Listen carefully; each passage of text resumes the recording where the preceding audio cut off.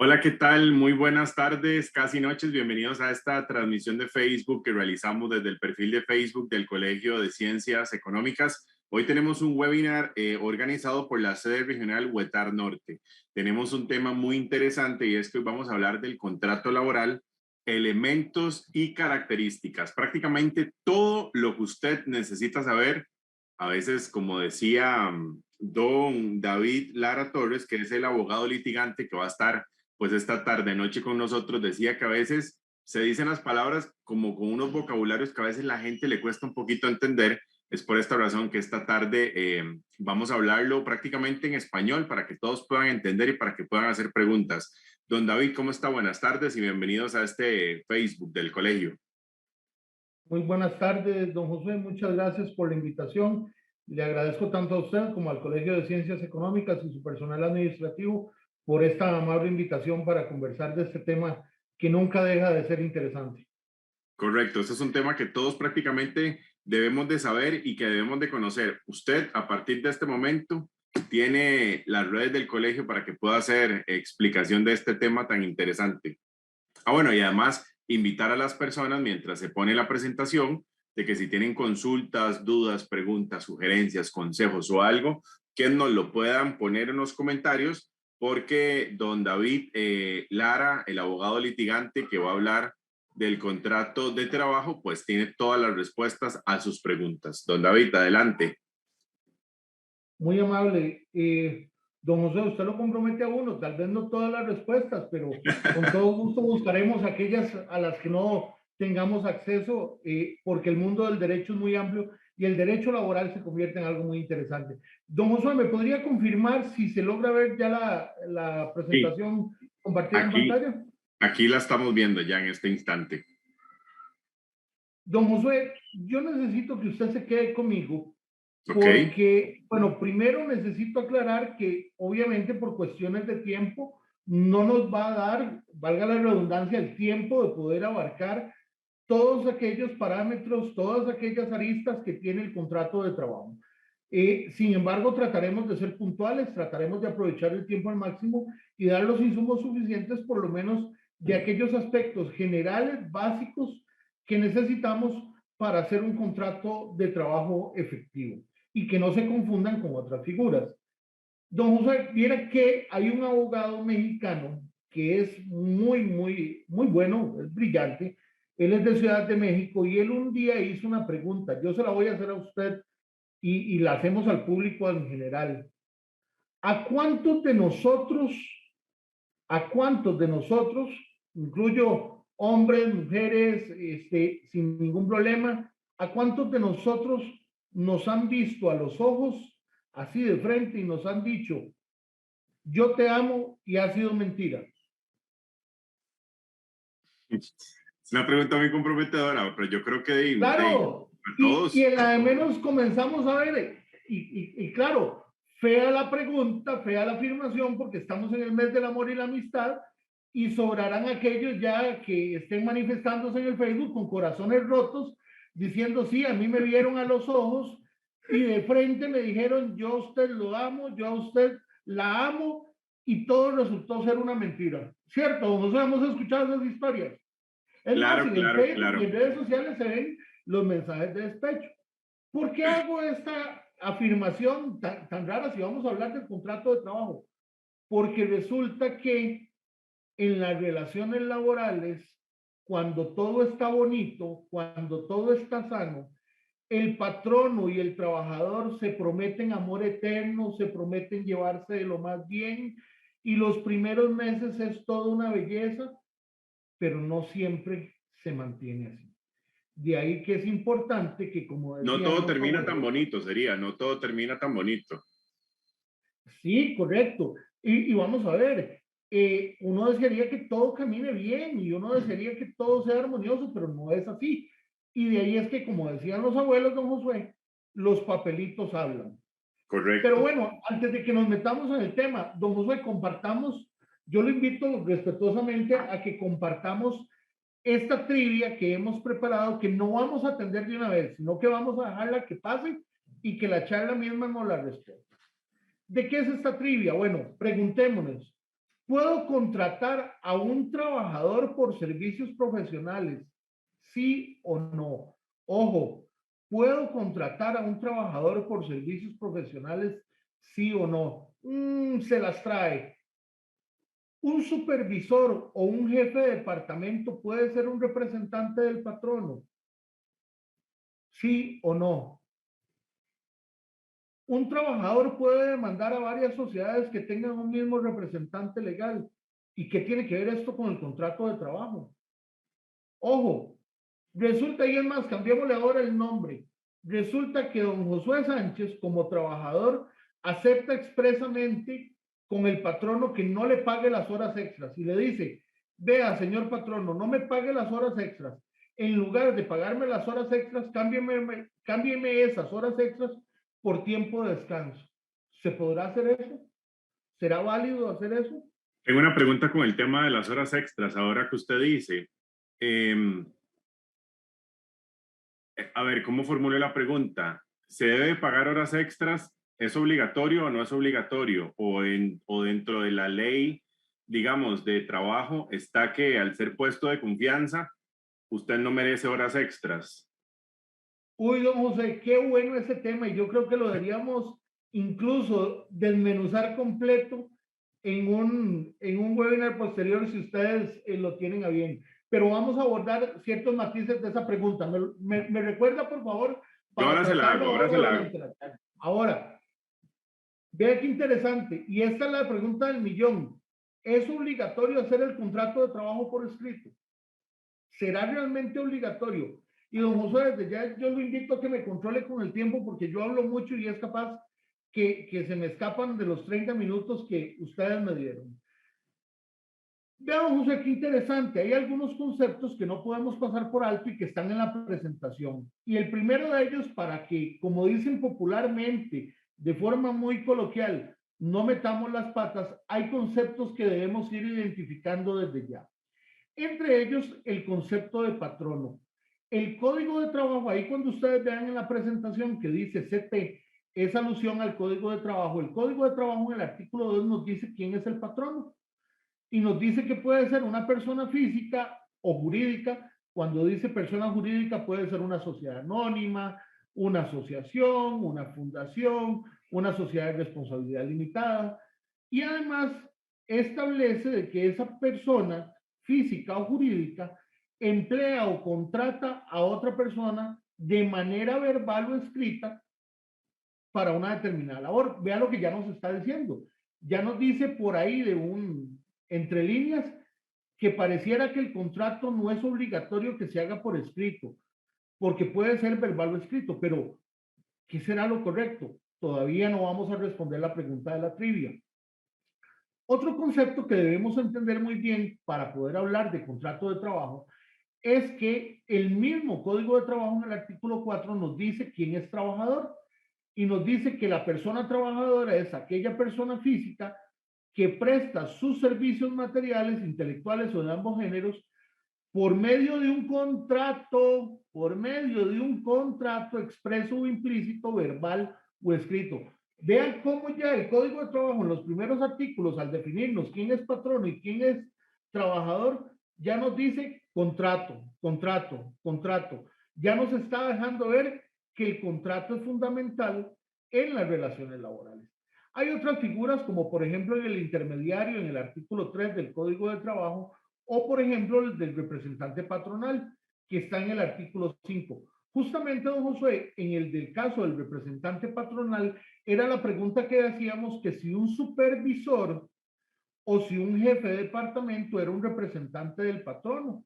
Pues resulta que de acuerdo a lo que establece el artículo 5, sí podría ser eventualmente un representante del patrono y podría tener responsabilidad el actuar de este supervisor en la toma de decisiones en las relaciones de trabajo.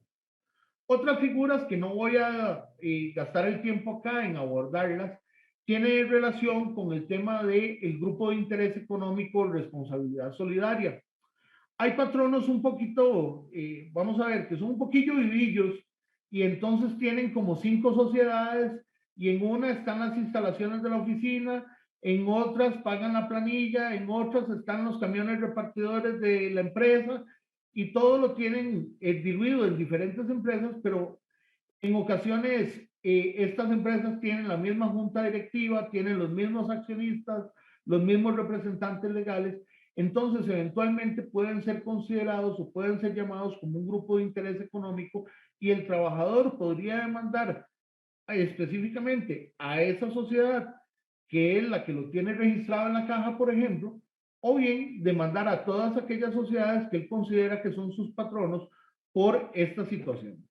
Y eventualmente se puede vengar una responsabilidad solidaria de estas empresas y de sus representantes, dependiendo circunstancias muy especiales que se deben analizar no como una receta de cocina, sino de acuerdo a cada caso concreto. Otro aspecto que no podemos dejar de lado y que debemos mencionar cuando hablamos del contrato de trabajo son los principios rectores del derecho laboral. En algunas ocasiones los hemos escuchado. Por ahí hemos escuchado el principio de contrato realidad o hemos escuchado el principio de indubio properario, de qué es lo que más beneficia al trabajador. Bueno, aquí en una explicación breve de este tema, don Josué, por ejemplo, el principio protector tiene varias vertientes. Ese principio protector tiene tres vertientes: el indubio properario, la condición más beneficiosa y la norma más favorable. Vea qué interesante, porque el de la condición más beneficiosa es que debe haber un respeto a aquellos beneficios obtenidos por el trabajador vía convencional o consuetudinaria, es decir, por costumbre, ¿verdad? O, por ejemplo, el de la norma más favorable, que si existen dos normas que regulan un mismo tema, se va a aplicar la que más beneficia al trabajador. ¿Por qué es importante esto? ¿Por qué si lo que íbamos a hablar hoy es de contrato de trabajo, por qué mencionar el tema de en los principios del derecho de trabajo? Bueno, simplemente por un tema que sin duda alguna tiene relación, y es que, como lo vamos a ver más adelante, si bien el contrato puede decir A, B, C, estos principios puede ser que ayuden, colaboren o intervengan para modificar lo establecido en ese contrato. Y voy a explicar un poquito más. ¿Se acuerda que hicimos la pregunta, don Josué, de que si yo podía renunciar al pago de las horas extras? Claro. Resulta que no se puede. Yo no puedo decir, mire, yo no quiero que yo quiero que no me paguen las horas extras, que me las cambien por tiempo. No, el Código de Trabajo y el Ministerio de Trabajo en criterios repetitivos y que también se han dicho en los tribunales de justicia, han establecido que las horas extras no se pueden compensar tiempo por tiempo, sino que solamente se pueden pagar en dinero. De tal manera que poner una cláusula en el contrato de trabajo de esa especie donde el trabajador renuncia a derechos, esas cláusulas se tienen por no puestas, de acuerdo a lo que establece el artículo 11 del Código de Trabajo. Es como, por ejemplo, que yo le diga, Josué, yo lo contrato a usted, pero eso sí, don Josué, usted tiene que renunciar a cobrar vacaciones y a cobrar aguinaldo. Y además que los feriados los va a trabajar sin que se los pague. Aunque eso se ponga en el papel, aunque eso se ponga en el papel, no tiene ninguna validez porque son derechos irrenunciables de la persona trabajadora. Y ya sería ilegal. Entonces, ahora pongamos el caso de esta pregunta que le hacía. Las personas que las contratan por confianza, ¿verdad? Que, pues, porque cumplen horario igual que el trabajador normal de la empresa, pero a veces le toca hacer extras en el sentido de que tiene que hacer trabajos fuera del horario, digamos, por el cual fue contratado. A estas personas, cómo les pagan? O sea, ¿eso es legal? ¿Es ilegal? ¿Cómo les pagan el tiempo? ¿No se les paga? ¿Se les puede decir, bueno, le trabajó 4 horas, se las voy a abonar para darle un día libre después? ¿O eso funciona? Don Josué, esa pregunta es interesantísima y le voy a decir una cosa, más que interesante, es una pregunta bien venenosa de parte suya, porque como tenemos en el foro, y posiblemente debe ser así, que tenemos, usted me saca del error, ¿verdad? Que tenemos gerentes, que tenemos administradores, ¿verdad? Que tenemos gente ligada al manejo, al staff gerencial de las empresas, esto se convierte en una pregunta muy delicada. Le voy a decir por qué.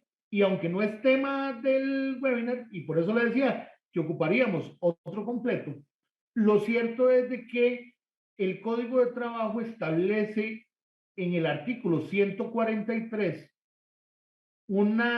vamos a ver, regula el tema de las jornadas de trabajo y regula lo que son las jornadas de excepción. En esas jornadas de excepción se establece que bajo ese parámetro del 143, una persona trabajadora podría trabajar hasta, hasta 12 horas diarias sin necesidad de que se le tengan que pagar horas extras dentro de esas 12 horas. Voy a explicarme un poquito más porque puede prestarse a confusión. ¿Por qué? Porque el 143 habla de diferentes supuestos. Por ejemplo, aquellos que trabajan sin supervisión inmediata, aquellos que son administradores, aquellos de que solamente su trabajo implica su sola presencia y ya, que tienen espacios de ocios muy amplios, ¿verdad? Voy a poner un ejemplo más alejado del área de la administración. Pensemos en un guarda dormilón, el famoso guarda dormilón, aquel guarda que nada más llega a las 6 de la tarde a un edificio y lo único que se requiere es su sola presencia, no importa si está cuidando o no, él nada más lo que debe hacer es pasar ahí, punto. No tiene ni que ir a hacer marcas, ni rondas, ni nada, ni reportarse con nadie. Ese tipo de jornada es una jornada de excepción y, por tanto, puede llegar a trabajar hasta 12 horas. Ahora, la pregunta venenosa que usted me hace del empleado de confianza es que es No, venenosa no es la pregunta, venenosa, no es don José, lo venenosa. debo decir así, porque resulta que el empleado de confianza no tiene una regulación específica en el Código de Trabajo costarricense. En otras latitudes sí se ha tratado de normar, pero aquí en Costa Rica no. Es una zona gris, ¿verdad? Es vamos a ver, entre ese blanco y negro, entre Camagua y elote, ¿por qué? Porque bajo, y hágase el milagro, hágalo el diablo, resulta que muchos patronos se aprovechan y encasillan a sus trabajadores en la figura del empleado de confianza para decir, mire, como usted es empleado de confianza, a usted no le tengo que pagar horas extras. Y usted puede, y tiene que trabajar hasta 12 horas, porque como usted es empleado de confianza, puede llegar hasta 12 horas la jornada sin necesidad de que yo le pague horas extras. Pero no es tan fácil, y por eso yo invitaría a que hagamos después, si ustedes lo tienen a bien, una discusión sobre este tema. ¿Por qué? Porque la jurisprudencia, es decir, las resoluciones de tribunales superiores, ya han hilado bastante el tema sobre qué se considera empleado de confianza y qué no, qué características tiene, y si realmente un administrador, por el solo hecho de que se le nombre como administrador, es empleado de confianza o no. Entonces yo invitaría a que ese tema, como dicen popularmente, ¿verdad? Es de otro cuento, entonces lo abordemos ahí. Pero, repito, si fuera un verdadero empleado de confianza, sin detallar las características, es decir, de esa jornada de excepción del 143, que se encasilla en algunos aspectos, podría trabajar hasta 12 horas diarias sin necesidad que se le pague esas horas extras porque está dentro de esa jornada de excepción. Pero de nuevo, y hago énfasis así en negrita, marcado, subrayado y en letra Arial 25, hay que analizar cada caso concreto y determinar qué se considera empleado de confianza y qué no, para que no metan goles, ¿verdad? Para que tanto, vamos a ver, que el patrón no le vaya a meter un gol al trabajador, pero también que aquellos que están en puestos gerenciales no vayan a cometer errores que a la larga nos den como resultados procesos judiciales con una discusión patrimonial altísima que después puede convertirse en una pérdida para la empresa demandada.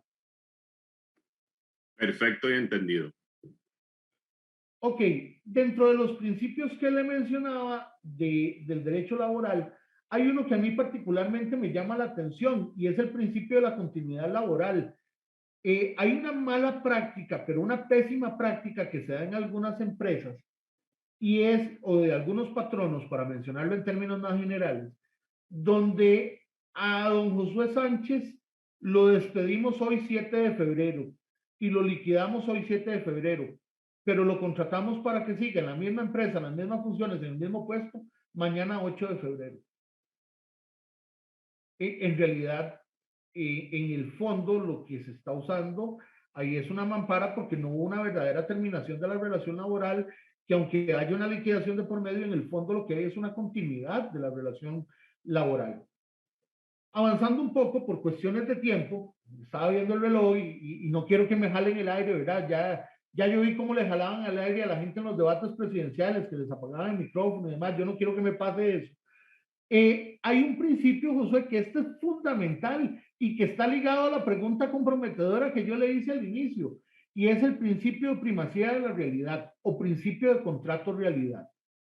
¿Qué es esto del principio de contrato realidad o primacía de la realidad que a veces los abogados hablamos muy enredado? Es simple y llanamente que aquí no solo los papelitos hablan, aquí es el tema de que el papel aguanta lo que le pongan, pero va a depender mucho lo que se aplique en la realidad. ¿Por qué esto? Vamos a verlo con un ejemplo. Resulta que a don Josué Sánchez, el contrato de trabajo que yo lo puse a firmar, dice que don Josué va a trabajar una jornada ordinaria diurna de 8 horas y que va a trabajar de lunes a viernes únicamente 8 horas diarias. Y que el puesto de él va a ser como supervisor de medios de comunicación del Colegio de Ciencias Económicas. Pero resulta que en la realidad don Josué Sánchez no trabaja 8 horas diarias, sino que está contratado en la realidad, en lo que ocurre en la dinámica, por encima de lo que dice el papel, porque le toca entrar a las 7 de la mañana y sale a las 7 de la noche todos los días. Entonces ya no son 8 horas, son 12 horas. Y el puesto de don Josué no es de empleado de confianza, porque no entra entre esa categoría que vamos a ver algún día de empleado de confianza. Y entonces además a don Josué lo obligan a ir los sábados hasta el mediodía.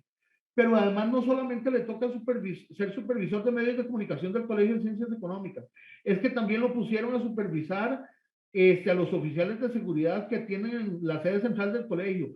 Pero además le pusieron a hacer las planillas de la sede del colegio en la Huetán Norte. Y además lo pusieron a que sea chofer los sábados. Vea como ya se desvirtuó todo lo que decía el contrato al inicio, porque el contrato lo que decía únicamente al inicio es: Josué va a trabajar 8 horas diarias de lunes a viernes como supervisor de medios de comunicación del Colegio de Ciencias Económicas.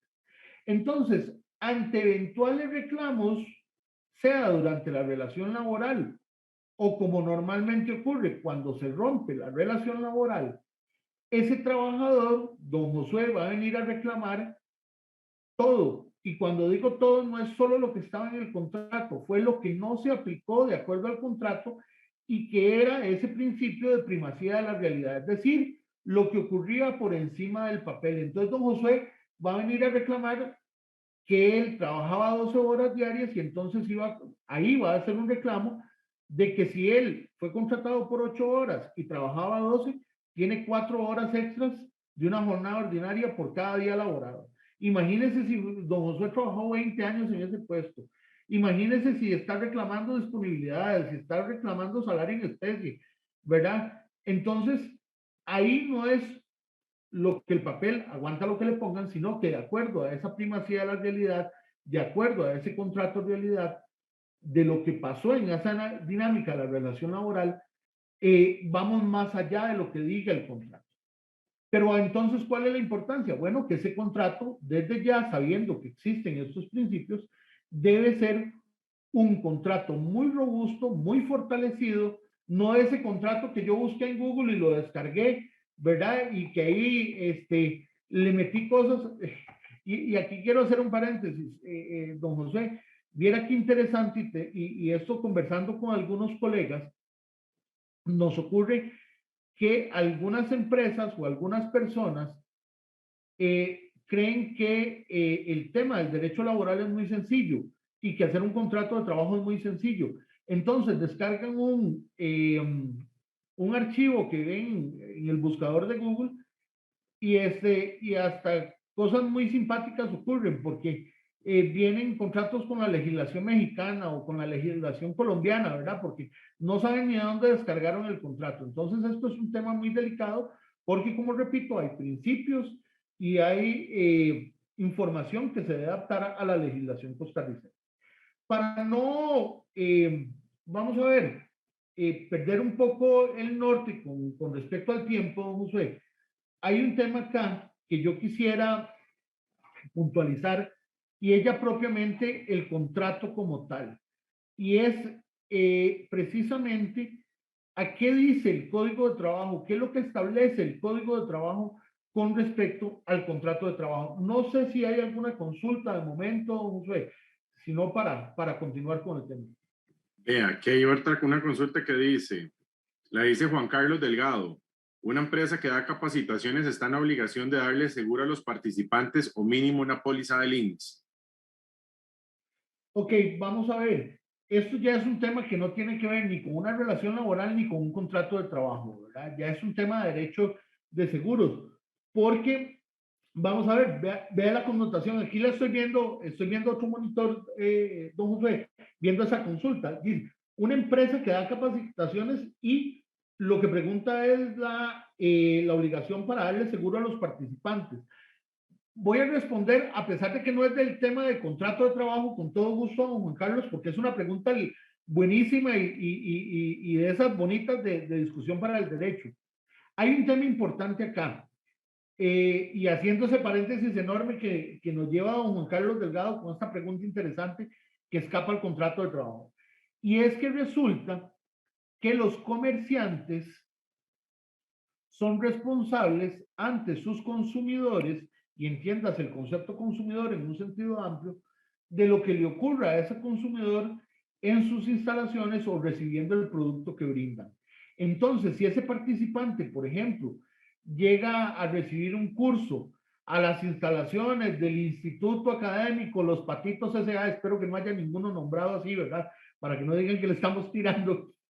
Si es el Instituto Académico Los Patitos S.A. y el participante sufre una caída en las gradas de ese instituto, el instituto será responsable de los daños que se le ocasionen o de las lesiones que sufra esa persona estando en las instalaciones.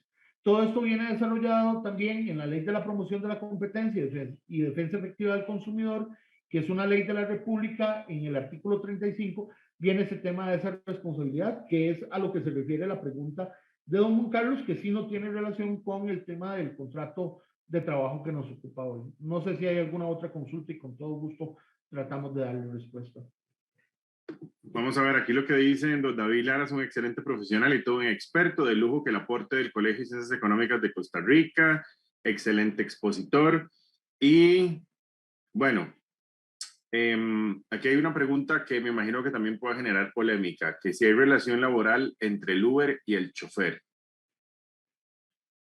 Qué buena esa, pero esa es toda una discusión que todavía aquí estamos, yo diría que un poco en pañales con respecto al tema de las plataformas, ¿verdad? Porque no solamente el tema de el servicio, para que después no digan que tenemos publicidad o que nos acusen de que le estamos dando publicidad negativa a alguna empresa, tanto las plataformas de transporte como de aquellas que se dedican para coordinar el reparto de alimentos o de cualquier otro producto, en otros países ya se ha determinado en casos puntuales que sí existe una relación laboral. Acá todavía estamos en pañales con esa discusión, ¿verdad? En sí podrían haber matices de una relación laboral, y esto es lo que me lleva a mí a precisamente, don Josué, vea la siguiente diapositiva, porque es donde yo quiero tirar para que reconozcamos algunas cosas que nos van a servir a todos. Y cuando digo a todos, es a todos en general. Resulta que el Código de Trabajo en el artículo 18, y perdonen que haya puesto tanto texto en la diapositiva, pero era necesario. A mí no me gusta hacer karaoke jurídico, eso de dar una presentación y leer la diapositiva, porque no se trata de eso, pero acá debemos desmenuzar lo que dice ese artículo 18, que a mí me parece sumamente interesante. Porque dice, contrato individual de trabajo Sea cual fuere su denominación, es todo aquel en que una persona se obliga a prestar a otra sus servicios o a ejecutarle una obra, bajo la dependencia permanente y la dirección inmediata o delegada en esta, y por una remuneración de cualquier clase o forma. Y uno dice, ay Dios mío, ¿qué es este arroz con mango que está en ese primer párrafo? ¿Qué pasó ahí? Desmenucémoslo, don Josué. Ok, vea qué interesante, don Josué. Y aquí ojalá que los que estén enlazados con nosotros, si a bien lo tienen, tomen papel y lápiz y anoten por ahí. Vean qué interesante lo que ocurre a la hora de desmenuzar este artículo. Dice, es todo aquel en que una persona se obliga a prestar a otra sus servicios o a ejecutarle una obra. Eso es lo que se denomina en una relación laboral el elemento personal, donde una persona se obliga a prestar su servicio personalmente a otra o a ejecutarle una obra o a brindar sus servicios, sean físicos, intelectuales. Viene la otra partecita que está ahí en letras de color blanco, bajo la dependencia permanente y dirección inmediata o delegada de esta. Ya este es el otro elemento de una relación laboral, que es la subordinación. Y luego tenemos otra vez en verde y dice, y por una remuneración de cualquier clase o forma. Ahí tenemos ya el tercer elemento de una relación laboral, la remuneración. Entonces recapitulemos. ¿Cuáles son los elementos de una relación laboral? Los elementos básicos. Es ese servicio, esa relación personal, esa subordinación y la remuneración o salario. Pero hay un cuarto elemento que no está mencionado ahí, para los que quieran tomar nota, que es un cuarto elemento que ha venido siendo desarrollado jurisprudencialmente, que es la ajenidad. La ajenidad, que básicamente, y en una forma muy lacónica, muy sencilla de explicarlo, implica que el trabajador no trabaja con un recurso propio o con un patrimonio propio, sino que trabaja con el recurso de su patrono, y una eventual afectación de lo que ocurra con ese trabajo la va a sufrir el patrono de manera directa y no el patrimonio del trabajador. Pero, don José, usted vio lo que yo puse con letras amarillas, que le puse ese amarillo chillón ahí a ese segundo párrafo. Vea qué complejo y qué advertencia es la que nos manda a todos el Código de Trabajo, porque dice en amarillo, se presume la existencia de este contrato, o sea, del contrato de trabajo entre el trabajador que presta sus servicios y la persona que los recibe.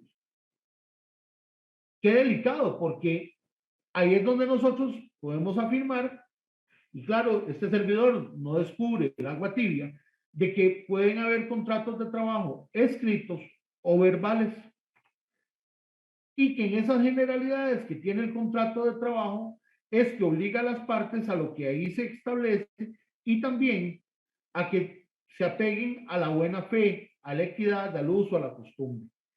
Pero además se debe establecer, o las generalidades que debe tener es determinar el servicio que se va a prestar entre las partes. Es decir, qué es lo que le va a tocar hacer esa trabajadora.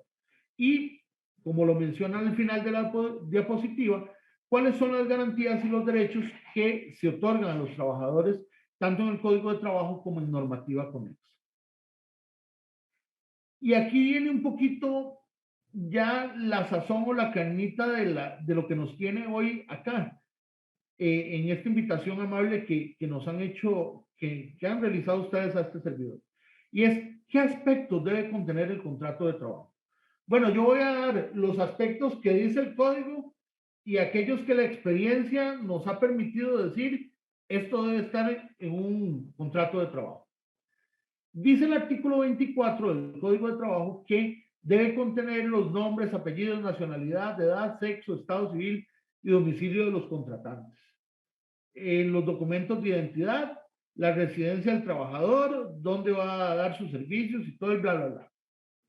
La duración del contrato, si es por tiempo indefinido, la jornada, es decir, si va a ser una jornada diurna, si va a ser una jornada nocturna, una jornada mixta, si además cuál va a ser el horario, si va a ser de 6 a 2, de 2 a 10, y así eso va ligado a la jornada. Lo más importante, y por lo que la mayoría de las personas trabajamos, ¿verdad? Como dicen ahí, alguien molestando por el vil y cochino dinero, ¿verdad? Que es el que nos permite sufragar los gastos y sufragar la manutención de nuestro hogar y que es tan necesario. El lugar o lugares de la prestación del servicio, es decir, dónde se va a desarrollar el trabajo. Y dice por ahí el código y demás estipulaciones. Y don José Viera, qué curioso. Algo que parece mentira, pero se lo topa uno en la calle constantemente, es que se pide el requisito que el contrato tenga el lugar y la fecha de celebración, valga la redundancia del contrato, y la firma. Y aunque parece lo más obvio, esta obviedad es necesario mencionarla, porque uno se topa contratos de trabajo que le traen a uno para examinar cuando hay una demanda, sea un patrón o un trabajador, y por Dios, no dicen ni cuándo se firmó o viene el contrato sin firmas. Entonces, eso no es nada, eso es un baño de tinta en el papel, ¿verdad? Entonces, que tengamos cuidado con estos detalles. Ahora sí, ¿qué son esas demás estipulaciones, don José? ¿Qué es esa bronca de las demás estipulaciones? ¿Qué le metemos a ese contrato para tratar de blindarlo, de hacerlo fuerte, de hacerlo como un castillo con una fortaleza? Bueno, deberíamos introducirle a ese contrato aspectos de confidencialidad. ¿Ok? El trabajador no puede revelar los secretos de esto y esto y esto porque nos afecta a la empresa. Entonces, que conste por escrito. Hay leyes conexas que regulan el tema. Nada más es ponerlo de manera adecuada en la cláusula. Cuestiones de no competencia.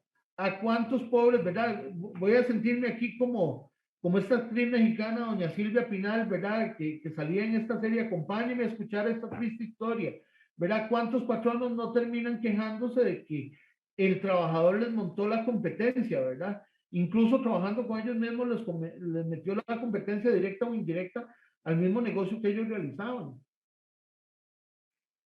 Tuve una fluctuación acá con el internet, no sé si me siguen escuchando de la misma forma. Sí. Yo lo escucho perfectamente. Ok, gracias. Otra situación fundamental, don José, yo creo que yo lo voy a agarrar, usted me va a odiar esta noche, otra vez lo voy a tener que agarrar para preguntarle a don José. Pregúnteme, a ver. Vea, don José, una pregunta. ¿A usted le ha pasado de que en alguna relación usted ha tenido que pedir, ya sea que le digan o usted solicitar amablemente en esa negociación humana de buen diálogo, que le marquen la cancha de qué puede hacer y qué no puede hacer usted en una relación? Es decir, donde don José pregunta, mire, ¿puedo tener amigos y amigas en el Facebook o tengo que cerrar el Facebook? ¿Puedo darle me gusta a alguna foto que yo vea en Instagram o no? ¿Verdad? Que le marquen las reglas del juego. ¿Ha pasado por eso, no sé? Es que yo creo que cuando ya a uno le toca pedir eso, es mejor, como decimos los ticos, jalar, porque que los tenga uno controlado, no creo que sea bueno, tanto. ¿Ve? Usted se la quita olímpicamente ahí. Pero en materia laboral, que es lo que hoy nos interesa, sí debe quedar en el contrato cuáles son las obligaciones y cuáles son las prohibiciones a las que está sujeta la persona trabajadora. Porque ahí sí no hay quite, el papelito habla. ¿Por qué esto? Porque si el trabajador entonces se sale de ese marco que hemos delimitado, entonces podría ser objeto de sanción. Poner ahí el tema de las licencias, los permisos, las citas médicas. Le pido, José, que me indique cuánto me queda de tiempo para irme ajustando. Todavía queda tiempo porque el tema está muy interesante. Bueno, Okay. hay muchas preguntas en las redes sociales, eso sí. Ok, vamos a ver, para terminar con esta diapositiva, esta partecita, ¿qué más debería contener ese contrato robusto? Ese contrato que queremos blindar. ¿Cómo se va a abordar el tema de las licencias, los permisos, las citas médicas? ¿Con cuánta anticipación debe pedir un permiso un trabajador? ¿Cómo pedir un permiso sin goce de salario? ¿Habrá beneficio si el permiso es con goce? ¿Cómo se tramita? Las ausencias injustificadas y las tardías, cómo se van a manejar en la empresa, el tema de los viáticos, cómo controlar el tema de los viáticos para que no se malinterpreten como si fueran parte del salario. temas tan sonados en esta época, el tema del acoso laboral y el acoso sexual, ¿cómo se va a manejar? ¿Se incluye en el contrato de trabajo, sí o no? ¿Qué debe contener o qué aspectos debe contener ese contrato en relación a ese tema? ¿Puede usar el trabajador su celular? ¿Puede usar las redes sociales del trabajador durante su horario de trabajo o fuera de su horario? ¿Puede comentar en contra de la empresa, sí o no? ¿Qué prohibiciones va a tener? ¿Qué tipo de rol de conducta va a tener el trabajador? Todo ese tipo de detalles deberían estar incluidos de acuerdo a una receta de cocina, no. Una receta mágica, no. El libro mágico de Harry Potter, no. Es de acuerdo a las necesidades de cada empresa o de cada patrono para que se adapte a las condiciones necesarias del funcionamiento operativo de la empresa. Ahora vean qué menudo tema. Don José, yo le puse una trampa a usted en las primeras diapositivas y se las pusimos a toda la gente que estaba acá. Y era que si yo podía contratar a un trabajador por servicios profesionales. Yo Esa pregunta, puedo darle una respuesta a ver y usted me corrige. dele. Yo creo que sí se puede contratar a un trabajador por servicios profesionales, pero por cierto tiempo. Si la relación persigue, ya se hace muy larga, y ya tiene que contratarlo, ¿no? Se embarcó, perdió el examen, tiene un 0. Porque se fue en el juego de palabras. Ojo, en el momento que yo contrato a Ah, un trabajador por servicios profesionales, ya dejó de ser un contrato de servicios profesionales y lo convertí en un contrato de trabajo puro y simple. entonces sería Ahí trabajo es por donde servicio. viene la trampa. Vea esa diapositiva que acabo de poner. En esa diapositiva traté de resumir ciertos tópicos que son sumamente interesantes en esta materia.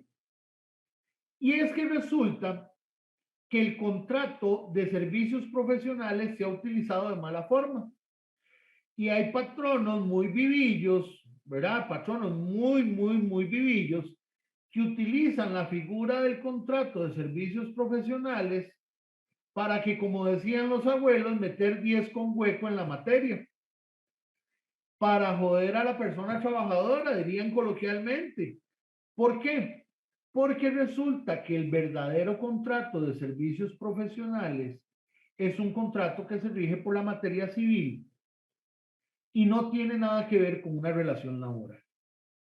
Mientras que un contrato de trabajo, entiéndase, va a tener aquellos elementos de la relación personal, la subordinación, la remuneración y el elemento de ajenidad.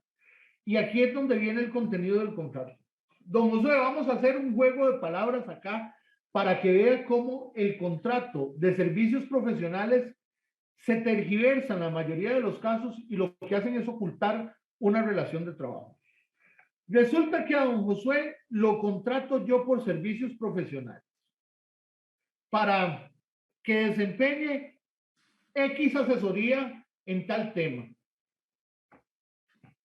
Pero resulta que el contrato por servicios profesionales dice que don Josué es el que me debe dar el servicio a mí, que no puede mandar a ninguna otra persona ni lo puede hacer por medio de una empresa. Tiene que ser él.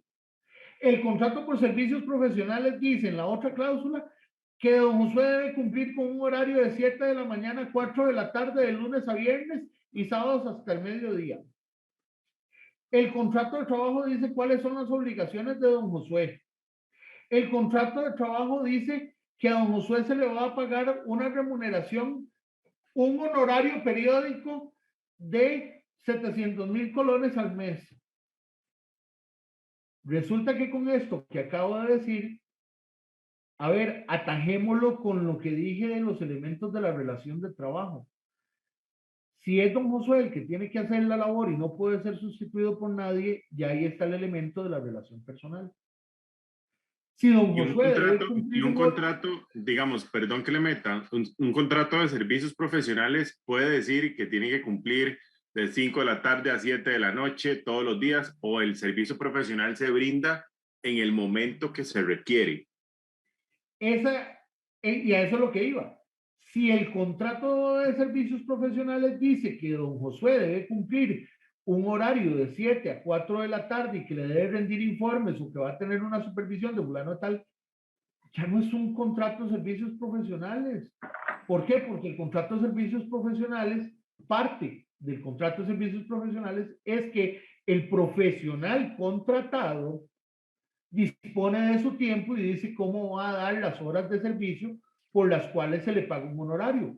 Pero vea qué curioso, y pasa hasta en las mejores familias, porque tengo casos, o por lo menos he analizado casos de la jurisprudencia, donde lamentablemente voy a reservarme los nombres, de instituciones muy reconocidas del país y empresas reconocidas del país que contrataron por servicios profesionales y en el proceso judicial se determinó que en el fondo lo que había en realidad era una relación laboral. ¿Por qué? Porque estaba el elemento personal, estaba el elemento de la subordinación y cuando usted revisa resulta que le pagaban los honorarios a esa persona por el contrato de servicios profesionales. Y entonces usted le pregunta, sí, ¿cuándo le pagaban los honorarios? Ah, me pagaban los 15 y los 30. ¿Cómo? Por transferencia. ¿Y el monto era siempre el mismo? Sí. Ah, pero es que viera que me pidieron de que para ocultar, bueno, para que fuera un contrato por servicios profesionales, me dijeron que yo tenía que facturarle. Ajá, y usted le factura a otra empresa. No, ¿a quién le factura usted? Solo a ellos. ¿Y cuándo le factura? ¿Los 15 y los 30? ¿O una vez al mes? Y entonces se pone más bonito el juego, porque usted le pregunta a ese profesional contratado por servicios profesionales, mire, don Josué, ¿usted tenía correo electrónico de la empresa? ¿Sí? ¿Usted tenía el internet de la empresa? ¿Sí? ¿A usted le daban un uniforme de la empresa? ¿Sí? ¿A usted le mandaron a hacer tarjetas de presentación de la empresa? ¿Sí? ¿Usted Ya era, tenía que cumplir un horario? ¿Sí? Ya ahí no hay un contrato de servicios profesionales por donde usted lo quiera ver. Es más, hay empresas que contratan por servicios profesionales y le dan al trabajador vacaciones, le dan al trabajador aguinaldo, ¿verdad? sí. Entonces, está desvirtuado completamente. Y aquí es donde yo quisiera, y ojalá que los que lo tengan a bien puedan tomar nota, y si no, ahí voy a dejar mis datos para que después, con todo gusto, yo les pueda enviar la información. Hay una recomendación que es la que aparece ahí en pantalla, que es la recomendación R-198 de la OIT, que es la Organización Internacional del Trabajo, del 31 de mayo del 2006. Esa recomendación que emite la OIT es sumamente interesante porque invita a los estados parte a que establezcan políticas y que tomen acciones que regulen el tema de las relaciones laborales y establece una lista de indicios que deben ser tomados en cuenta incluso por los tribunales de justicia para que en caso de duda, primero se tenga por cierto que lo que hay es una relación laboral. ¿Verdad? ¿Por qué esto? Porque en no pocos casos se utilizan figuras contractuales que lo que hacen es desvirtuar esa relación laboral que en el fondo siempre existe, ¿verdad? Que en realidad siempre existe.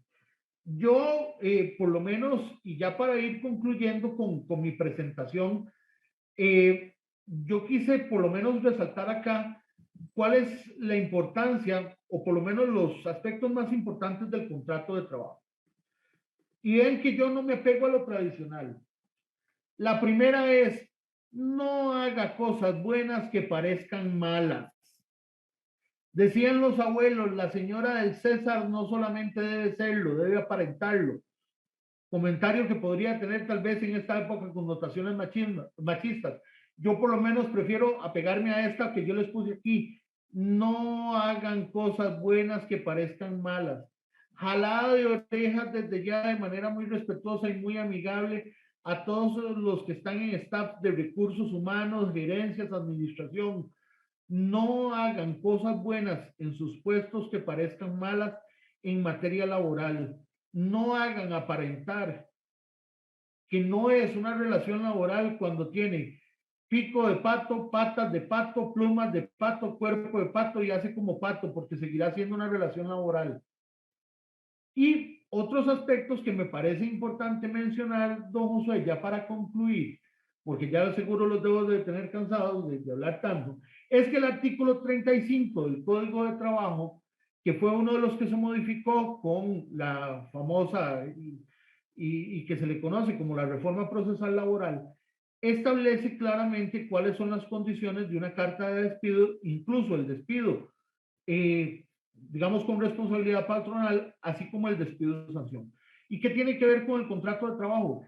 Que si el contrato de trabajo es robusto, que si el contrato de trabajo fue redactado de manera adecuada y dice claramente cuáles son las obligaciones y prohibiciones del trabajador, la cancha está marcada y va a ser más fácil hacer esa carta de despido, o por lo menos va a ser más sencillo darle la robustez a esa carta de despido.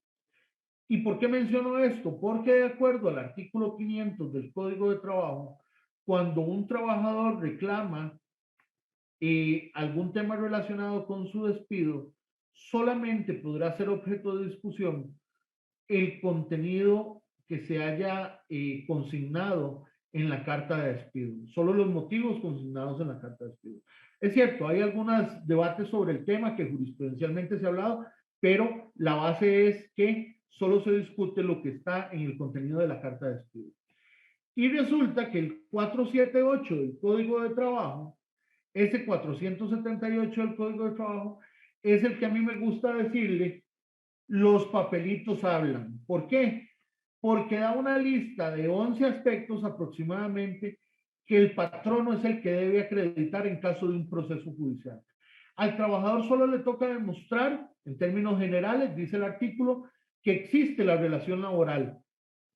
Y de ahí en fuera, demostrar la relación laboral, al patrono es el que le toca el peso de demostrar o la carga probatoria de acreditar todos los demás aspectos de la relación laboral, entre ellos qué funciones tenía el trabajador, cómo terminó la relación laboral, cómo se le pagaba el salario, qué se le pagaba, cómo se pagaron las cargas sociales, y ahí le puedo enumerar otros que menciona el mismo artículo 478.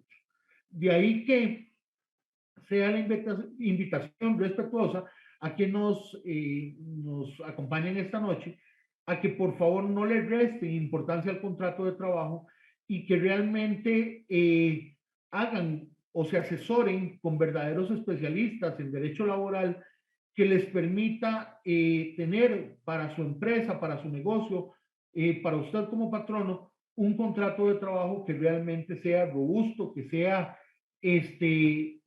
adecuado para que realmente se eviten problemas a futuro. Don Josué, pues muchísimas gracias. Yo dejo ahí mis datos de contacto porque si en algún momento pues, quieren hacer una consulta o que les mande la presentación, ahí que me contacten por correo o por el WhatsApp de la oficina y yo con todo gusto les facilito la presentación, con todo gusto, no tengo ningún problema en compartirla, así como mandar ese material adicional sobre la recomendación de la OIT sobre los indicios de lo que se considera una relación laboral. No, muchísimas gracias, bastante interesante. Ya vi que me quedé en el examen, reprobé, no estoy despedido con, o sea, si usted me va a contratar ya no tengo nada, pero ni para servicios profesionales me va a dar estas preguntas que usted me hizo esta noche. Agradecerle a Sergio General Huetar Norte por permitir que usted esté con nosotros para poder hacer este webinar conversatorio, clase explicativa, bastante buena, porque hay cosas que muchas personas no saben y a veces, pues, otros abogados no tampoco tienen todo muy claro, ¿verdad? Como usted lo explicó de esta forma. Pero bueno, hay varias consultas. Le voy a hacer un par de consultas. Dicen que si el jefe puede, yo sé que estas preguntas, estamos hablando del contrato laboral, pero se hacen más, se forman parte del área laboral de en cualquier área, ¿verdad? Que es lo que prácticamente están explicando. Que si el jefe puede despedir a un colaborador estando incapacitado.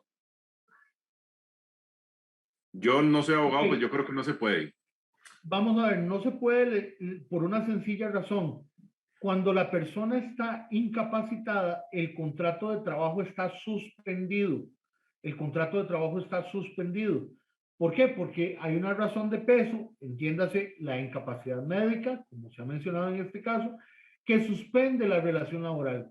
¿Qué es lo que ocurre mientras el trabajador está incapacitado? La relación laboral no está activa. ¿Qué implica eso? El trabajador no se debe presentar a trabajar porque está con una orden médica que lo tiene incapacitado y el patrono no le va a pagar su salario, sino que lo que va a cubrir es el subsidio según corresponda y según sea el tipo de incapacidad. Y eso sí, en ese momento no le puede despedir. Aquí este tema es muy interesante. Creo que fue doña Leda Murillo. Sí, doña Leda Murillo la que hace la consulta. ¿A qué se expone el patrono que despida a un trabajador que está incapacitado? Muy probablemente, por no decir casi estoy seguro, va a ser sujeto de que ese patrono sea demandado mediante un proceso laboral que se conoce como un proceso de fuero especial de protección, donde el trabajador va a reclamar que ese despido es injustificado por haber sido despedido estando incapacitado y por atentar a su derecho a la salud, y muy probablemente va a tener la oportunidad no solamente de pedir la reinstalación, sino de poder pedir una indemnización por el daño ocasionado por el patrón. Ok, aquí hacen otra consulta. ¿Se puede despedir en el periodo de lactancia? Jamás. No es lo correcto, no es lo apropiado. Vamos a ver, las trabajadoras en periodo de lactancia o en periodo de maternidad tienen lo que se llama un fuero especial de protección. Ocurre lo mismo que es lo que acabo de mencionar. Ahora bien, vamos a ver, paso a pasito, como dirían los italianos, piano piano. Hay detalles importantes porque me pueden meter un gol con la pregunta. Y es lo siguiente, y voy a ponerlo en términos coloquiales. ¿Qué pasa si esa trabajadora en periodo de lactancia se jaló una torta? Es decir, cometió una falta grave. ¿Será que es intocable? No, ahí el panorama cambia. Ahí lo que habría que hacer es una gestión de autorización ante el Ministerio de Trabajo, informando, estableciendo y haciendo el debido proceso de que esa trabajadora que tiene un fuero especial de protección cometió una falta grave, porque tampoco es que por su condición eso le va a permitir ser un ente todopoderoso que pueda dañar los intereses de la empresa como le plazca. Y aquí hay una pregunta de Maura González que dice, si soy un patrono que trabajo solo por contrato, ¿cómo puedo hacer contrato a los trabajadores? Me refiero al tiempo, porque no siempre tengo contratos. Ok, ahí lo que habría es que doña Maura debería asesorarse con un abogado especialista en materia laboral, pero así, especialista en materia laboral, que le permita conocer un poquito más cuál es el giro de negocio de su empresa para ver qué tipo de contrato laboral se adapta a las circunstancias de ella y que le permita minimizar los riesgos de incurrir en faltas a la normativa laboral. Y tengo otra pregunta que dice que con esta, para ir finalizando, dentro de la jornada de trabajo normal, ¿el tiempo de almuerzo se contabiliza dentro de las 8 o 9 horas o se debe sumar al tiempo que se pasa en el lugar del trabajo? Don Cristian Vargas nos tira esa pregunta bien venenosa. Viera que esa pregunta es buenísima, porque esa pregunta... No fui el único, no fui el único. No fue el único. Don Cristian también. Don Cristian, muchas gracias por esa pregunta. No le conozco personalmente, pero le envío un saludo y un fuerte abrazo porque esa pregunta a mí me fascina. Vamos a ver. Esa pregunta se las trae, don Josué. Esa pregunta la deberíamos analizar con el tema de jornadas. Deberíamos dedicar un espacio para el tema de jornadas y todas las cosas que se pueden hacer con jornadas. Tema veneno. Ahí. Al tema venenoso. Depende ahí. Le voy a decir por qué, don Cristian. Vamos a ver. Y no quiero que suene una respuesta ambigua. El Código de Trabajo, a la hora de los artículos 136 en adelante, al hablar del tema de jornadas, establece que en una jornada ordinaria diurna, el tiempo de descanso dentro de la jornada como mínimo debe ser de 30 minutos. Ojo, el Código de Trabajo para esas leyendas urbanas que recordemos de que en nuestro país sobran los entrenadores de fútbol, los curas, los analistas políticos, ¿verdad? Y los abogados y los farmacéuticos. ¿verdad? Todo Y el mundo le recetamos periodistas. medicamentos, pues eso, de más. Entonces, cuidado con las leyendas urbanas. El Código de Trabajo no dice tiempo de almuerzo, no dice la hora de almuerzo. Lo que habla es el tiempo de descanso dentro de la jornada. En una jornada de 8 horas, el tiempo mínimo es de 30 minutos. Ahora bien, una de las modalidades que eventualmente se podría aplicar es lo que se conoce como una jornada acumulativa, donde yo distribuyo el tiempo de trabajo o de la jornada en los primeros 5 días de la semana, por ponerle un ejemplo. Y si se permite recargar un poquito más de las 8 horas con ciertas reglas, y lo que se puede hacer adicionalmente para poder adaptar a la legalidad es incluso que se pueda modificar contractualmente o se pueda establecer contractualmente desde el inicio el tiempo de descanso dentro de la jornada. ¿Por qué? Porque si el tiempo de descanso dentro de la jornada es de 1 hora o más y el trabajador no está bajo las órdenes del patrono y además puede salir del recinto de donde se realizan las labores, es decir, puede irse a comer a un centro comercial, a un restaurante, o puede ir a hacer mandados personales en esa hora y media que le dan de tiempo de descanso, mal llamado tiempo de almuerzo. Incluso esa hora no se considera como tiempo efectivo de trabajo y el patrono no la tiene que pagar. Pero eso sí, cuando se trata de 1 hora o más, es lo que ha establecido incluso criterios del Ministerio de Trabajo. Y tengo otra Por eso le pregunta digo que venenosa.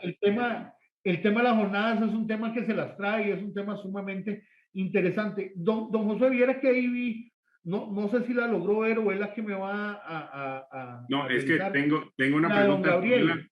la de Gabriel, ok, y además tengo una pregunta venenosa con esto del almuerzo, y ya como soy tan venenoso, el tema de, con respecto de cuando uno trabaja del horario normal y le toca quedarse después del trabajo, hay opción para, bueno, cenar, no sé cómo se llama eso, sería la cena o digamos, si su jornada terminó a las 4, por poner un ejemplo, y se tiene que quedar hasta las 8, ¿le pueden dar un espacio para que coma algo o sigue chorreado, digamos, la continuidad del trabajo? Aquí vamos a ver, hay dos principios que yo no traté. Vamos a ver, los pasé en la diapositiva y no los, error mío o mía culpa, no los traté, y digo error mío porque ahora surgen para esta pregunta, y es el tema del principio de la buena fe. Vamos a ver, no basta solo lo que está en el papel, no solo basta lo que yo diga, sino que debe privar también una buena fe en la relación laboral, tanto del patrono para el trabajador como del trabajador para el patrón. Vamos a ver, señor patrono, si usted está eh, extendiendo la jornada porque hay que hacer cierre de mes, o porque hay que hacer un inventario, o porque hay que rendir un informe, o porque hay que se debe sacar un proyecto y se debe extender la jornada, pues vamos a ver, el trabajador como ser humano que es de carne y hueso, tiene necesidades, también siente y también, vamos, va a necesitar alimentos para poder seguir produciendo. Entonces, también se debería establecer un espacio para que la persona pueda consumir sus alimentos. Ya dependerá cómo coordine la empresa en la planificación que tenga, si le va a dar el viático de la cena al trabajador o si le va a dar un incentivo o va a comprar la cena para que ese trabajador pueda seguir ahí laborando un poco más. Pero también aquí va a depender de la razonabilidad y la buena fe que priven las relaciones laborales, ¿verdad? Entendiendo el patrono que si el trabajador está dando la milla extra, también debe, pues, ajustarse y entender. Y peor aún, ¿verdad? Pensemos en casos más críticos, en esto que usted menciona, que sí me parece importante llamar a la atención. Imaginemos un trabajador que tenga una condición médica, como por ejemplo que sea diabético, y que tenga que consumir alimentos a determinadas horas o inyectarse su medicamento o consumir su medicamento a horas específicas, ¿verdad? Para que tenga esos espacios adecuados y no vayamos a tener entonces un trabajador incapacitado que lo que me va a ocasionar como patrono es un mayor gasto operativo, me va a realizar un tema más complejo porque entonces ahora sí lo exploté a tal nivel que ahora voy a necesitar a alguien que lo reemplace y ese trabajador es tan bueno que no voy a poder conseguir quien lo reemplace y me voy a tener que esperar hasta que vuelva de la incapacidad. Perfecto, don David. Muchísimas gracias por todas las explicaciones que usted nos ha dado esta tarde-noche.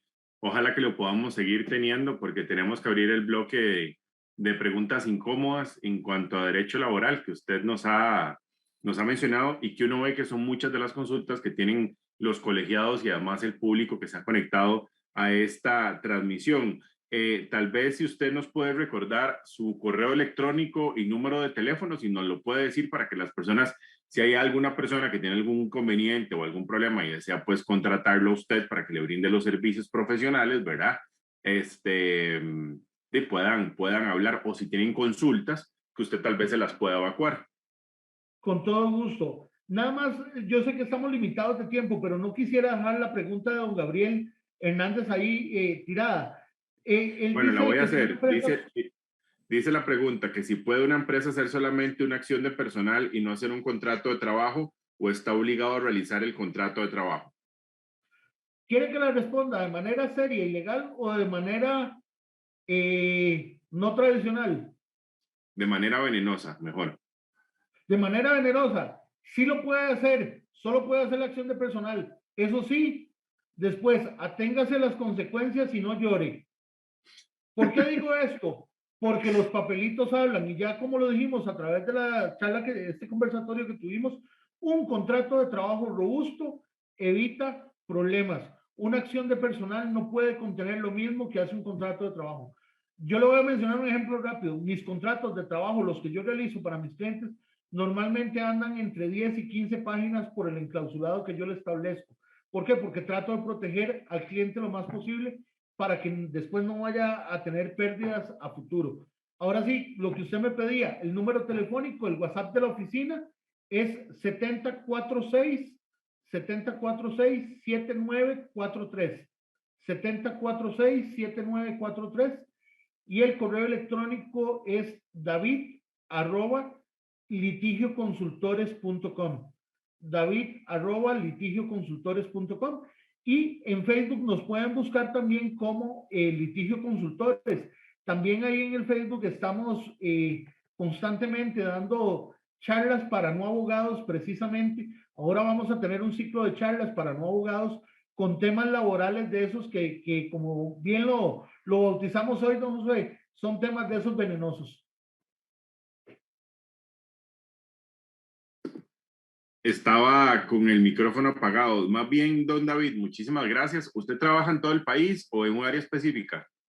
No, nos desplazamos a todo el país, en eso no tenemos ningún problema.